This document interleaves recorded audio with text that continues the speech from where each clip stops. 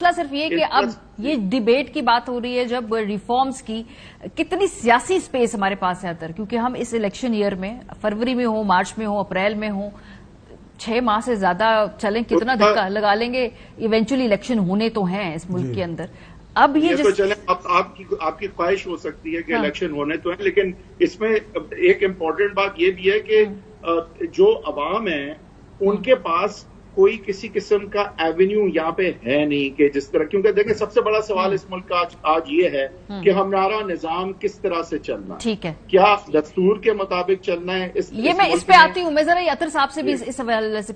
بات کر لوں، کیونکہ اب میں نے یہ دیکھنا بڑا واضح طور پہ شروع کر دیا ہے کہ بلیم گیم شروع ہو چکی ہے۔ پیپلز پارٹی اونرشپ لینے تھوڑا بہت انفراسٹرکچر ہے، وہ بھی نواز شریف کے زمانے کا تھوڑا بہت انفراسٹرکچر ہے اس ملک میں، باقی انفراسٹرکچر تو کبھی بنا ہی نہیں ہے۔ ہاں، یہ عطر صاحب کو عطر صاحب کو اس کا انپٹ لینا چاہوں گی اس کے اوپر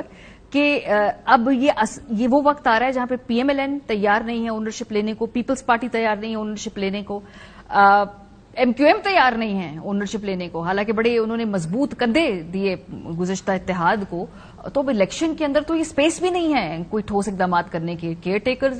مطلب جو کر لیں گے کتنا کر لیں گے، کتنا دھکا لگا لیں گے؟ دیکھیں اس میں بنیادی ایشو یہ ہے کہ جب آپ کوئی نظام بناتے ہیں، اگر وہ نظام جن لوگوں کے فائدے کے لیے کام کر رہا ہو نا تو اس میں آپ کو ان کا فائدہ نظر آئے گا۔ جب آپ نے نظام کو یہ لیڈ کیپچر کر لیے چند لوگوں کے لیے، اشرافیہ کے گرد وہ نظام گھوم رہا ہے۔ آپ اقوام متحدہ کی اپنی رپورٹ دیکھ لیں، UNDP کی رپورٹ ہے کہ پاکستانی اشرافیہ ہر برس تقریباً $17 بلین کی مرات لیتی ہے، وہ سبسڈیز کی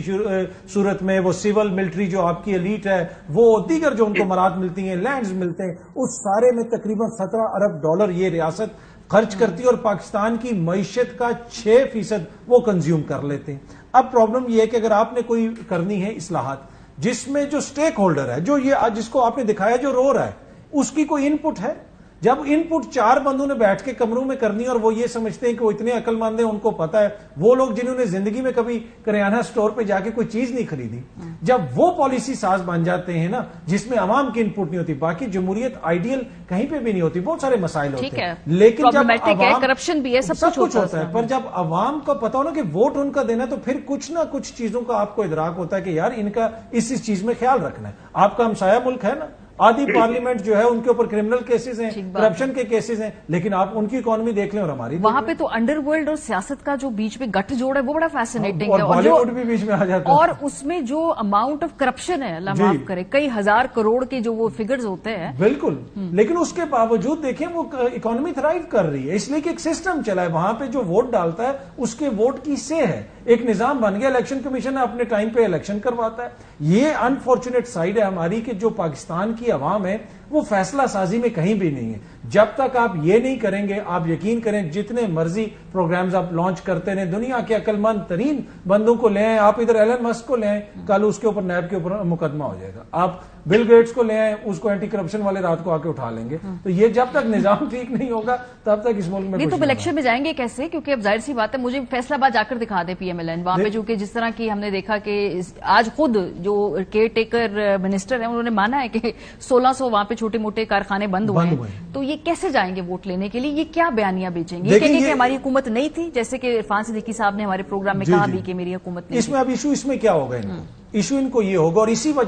وجہ سے انتخابات میں ڈیلے ہو رہا ہے، 2 صوبوں میں جو ڈیلے ہوا، اور اب سینٹر میں بھی یہ ڈیلے چاہتے ہیں نون لیگ اور JUI والے، وہ اسی وجہ سے چاہتے ہیں کہ اب اس دور میں آپ عوام کی کولیکٹیو وزڈم کی اس طرح توہین نہیں کر سکتے۔ یہ چیز تو دیکھیں آپ نے ابھی دکھائی نا، یہ اگلے 3 مہینے تک عوام روز سوشل میڈیا پہ دیکھیں گے، ان کے اپنے بیانات وہ روز دیکھتے ہیں، یہ سمجھتے ہیں کہ 90s کی طرح خبر لگی ہے عوام بھول جائیں گے، لیکن اب ایسا نہیں ہوگا، اور اس کا جو قیمت ان کو ادا کرنی پڑے گی اگر اس ملک میں فری اینڈ فیئر الیکشن ہو جہاں پہ ووٹ کاؤنٹ کرے، تو پھر ہر کسی کو اس کی قیمت ادا کرنی پڑے گی۔ لیکن حیدر صاحب ابھی الیکشن جب ہوں گے تو ظاہر سی بات ہے ایک نہ ایک کوئی بیانیہ تو لے کے جانا ہے، اگر آپ الیکشن ڈیلے بھی کریں گے تو یہ حالات بہتر تو ہونے والے نہیں ہیں، جتنی پروجیکشنز ہم دیکھ رہے ہیں اگلے سال اس سے زیادہ سخت ہوں گے، اس سے سال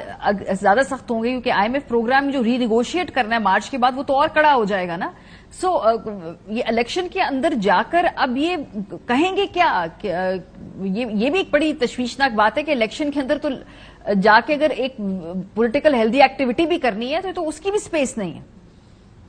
دیکھیں परसों क्या होगा उसका सोचा नहीं करें आप, खामखा इतने परेशान होती हैं आप आज की बात करें सर. आज बिल्कुल सूट नहीं करता है इलेक्शन, और जाहिर है कि जितना वक्त गुजरेगा उतना ज्यादा वक्त मिलेगा कि जो है वो कासिम के अब्बा जो है वो नजर कम आएंगे